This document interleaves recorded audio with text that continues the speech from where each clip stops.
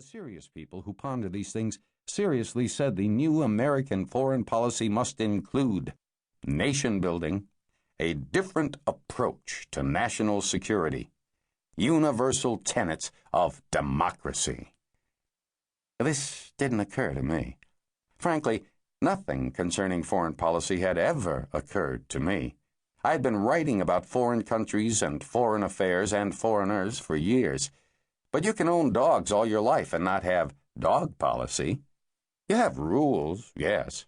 Get off the couch. And training, sure.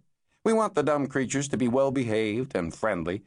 So we feed foreigners, take care of them, give them treats, and, when absolutely necessary, whack them with a rolled-up newspaper.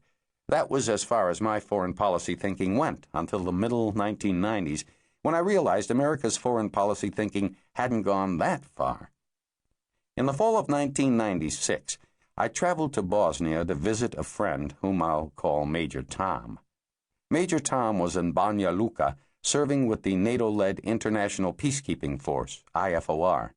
From 1992 to 1995, Bosnian Serbs had fought Bosnian Croats and Bosnian Muslims in an attempt to split Bosnia into two hostile territories.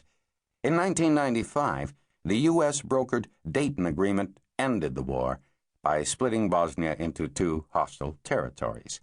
The Federation of Bosnia and Herzegovina was run by Croats and Muslims. The Republika Srpska was run by Serbs. IFOR's job was to implement and monitor the Dayton Agreement. Major Tom's job was to sit in an office where Croat and Muslim residents of Republika Srpska went to report Dayton Agreement violations. They come to me, said Major Tom, and they say, the Serbs stole my car, and I say, I'm writing that in my report. They say, the Serbs burned my house, and I say, I'm writing that in my report. They say, the Serbs raped my daughter, and I say, I'm writing that in my report. Then what happens, I said. I put my report in a file cabinet. Major Tom had fought in the Gulf War. He'd been deployed to Haiti during the American reinstatement of President Aristide, which preceded the recent American unreinstatement. He was on his second tour of duty in Bosnia and would go on to fight in the Iraq War. That night, we got drunk. Please, no nation building, said Major Tom. We're the Army. We kill people and break things. They didn't teach nation building in infantry school. Or in journalism school, either. The night before I left to cover the Iraq War, I got drunk with another friend who works in TV news. We were talking about how, as an approach to national security, invading Iraq was different. I'd moved my family from Washington to New Hampshire. My friend was considering getting his family out of New York. Don't you hope, my friend said, that all this has been thought through by someone who is smarter than we are? It is, however, a universal tenet of democracy that no one is. Americans hate foreign policy. Americans hate foreign policy because Americans hate foreigners. Americans hate foreigners because Americans are foreigners. We all come from foreign lands, even if we came 10,000 years ago on a land bridge across the Bering Strait.